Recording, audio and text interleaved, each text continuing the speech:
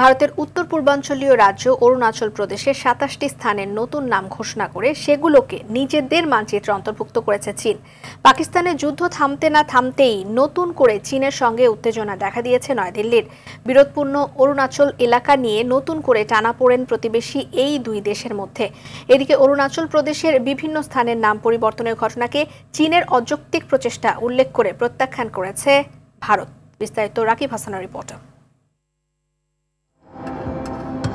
এক যুদ্ধ থামতে না থামতেই আবার নতুন করে উত্তেজনা দেখা দিয়েছে ভারত ও চীনের মধ্যে। ভারতের উত্তর পূর্বাঞ্চলীয় রাজ্য অরুণাচল প্রদেশের ২৭টি স্থানের নতুন নাম ঘোষণা করে সেগুলোকে নিজেদের মানচিত্রে অন্তর্ভুক্ত করেছে চীন। এই পদক্ষেপে তীব্র প্রতিক্রিয়া জানিয়েছে ভারত। দেশটির পররাষ্ট্র মন্ত্রণালয় এক বিবৃতিতে চীনের এই দাবি প্রত্যাখ্যান করে একে অকার্যকর ও হাস্যকর বলে আখ্যায়িত দিয়েছে। এক প্রতিবেদনে এ তথ্য জানায় আনাদুলু।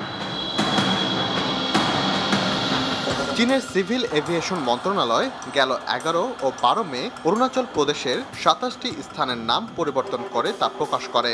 এসব নামকরণ চীনা ভাষায় করা হয় এবং অঞ্চলগুলোকে বেইজিংয়ের জাংনান নামে চিহ্নিত করা হয়, যা চীন অরুণাচলকে বোঝাতে ব্যবহার করে। ভারতের পররাষ্ট্র মন্ত্রণালয় জানায়, চীন অরুণাচলের বিভিন্ন স্থানকে নতুন করে নাম দিয়ে আন্তর্জাতিক সত্যকে অস্বীকার করার ব্যর্থ চেষ্টা করছে। অরুণাচল প্রদেশ ভারতের অবিচ্ছেদ্য অংশ ছিল, আছে এবং থাকবে। এ ধরনের পদক্ষেপে কোনো পরিবর্তন হবে না। এর আগে ২০১৭ সালে প্রথম ৬টি স্থানের নাম প্রকাশ করে চীন। এরপর ২০২১ সালে ১৫টি, ২০২৩ সালে ১১টি এবং ২০২৪ সালের এপ্রিলে আরও ৩০টি স্থানের নাম ঘোষণা করা হয়। ২০২৪ সালের তালিকায় পাহাড়, নদী, পর্বত, গিরিপথ, আবাসিক এলাকা ও জমিসহ বিভিন্ন ভূ অবস্থান অন্তর্ভুক্ত ছিল। চীনা কর্তৃপক্ষ এসব স্থানের অক্ষাংশ দ্রাঘিমাংশ হাই রেজলিউশন মানচিত্র প্রকাশ করে।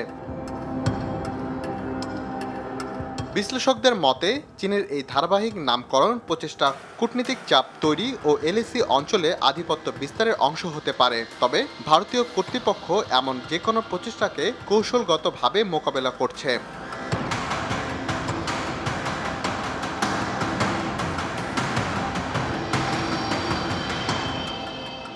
এদিকে পাক ভারত সংঘাত পরিস্থিতিতে প্রকাশ্যে চীন পাকিস্তানকে সহায়তা করেছে, যা ভারতের জন্য আরও এক নতুন চ্যালেঞ্জ হয়ে দাঁড়িয়েছে। চীনের এই সহযোগিতার ফলে দক্ষিণ এশিয়ার নিরাপত্তা পরিস্থিতি আরও জটিল হয়ে উঠেছে। এই উত্তেজনা ভারতকে একাধিক সামরিক ও কূটনৈতিক প্রতিকূলতার মধ্যে ফেলে দিচ্ছে। রাকিব হাসান, RTV।